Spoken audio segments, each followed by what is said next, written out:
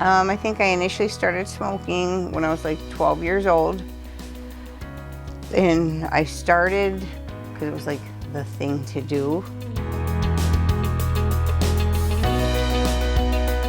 So I was trying to quit on my own cold turkey, not really successful. I had contacted my primary care, or my OB/GYN, and got the patch.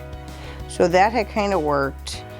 But what really, when I finally was able to quit completely, is when I did it kind of incrementally.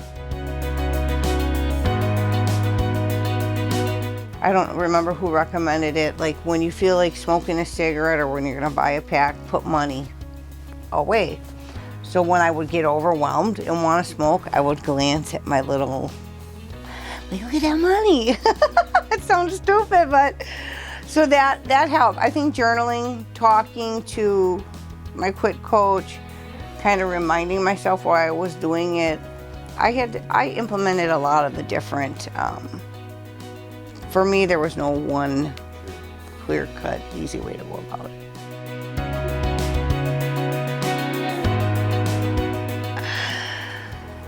Everybody smokes.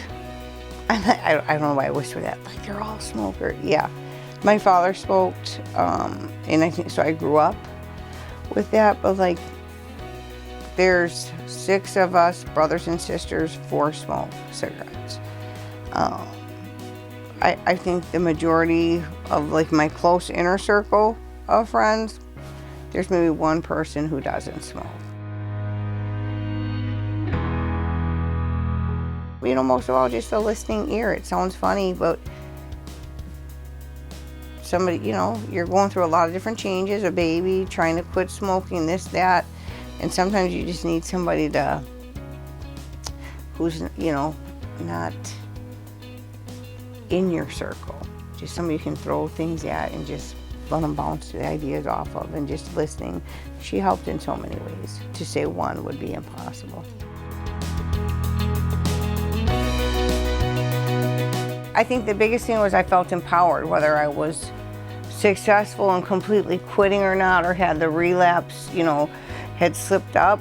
The one thing that I can say through everything, the struggles, the good, the bad, was the empowerment, the knowledge that I had gotten to where, no, I'm not gonna smoke with the baby in the car. I'm not gonna smoke in the house.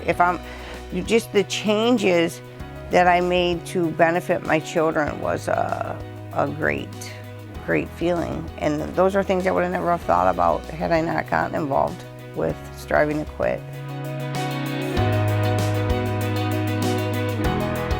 It's great for the kids, it's great for everybody else, but I want it for myself. It feels great to say I'm not a smoker. When you've been saying since you're 15, like, oh, I smoke, it's I guess a thing of pride, especially for people who've known me and been like, you don't smoke anymore? So that's just to be smoke-free for myself.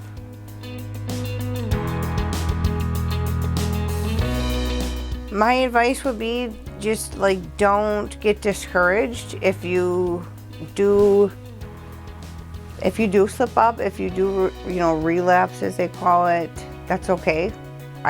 For me, it was normal. But also read the handouts, read the material, and, you know, they offer a lot of suggestions, not just one. You know, work with your quit coach and see what works best for you, what feels good for you, and then do that. Like, you don't have to, it's not set in stone, the steps 1, 2, 3, 4 to quit smoking. You got to figure out what works for you and do it. I think the benefits for your kids are great, but what it does for yourself is even better. So I don't know that that's inspirational, motivational, or anything to offer. I just stick with it. It's hard, but the results and what comes from it, it's so worth it.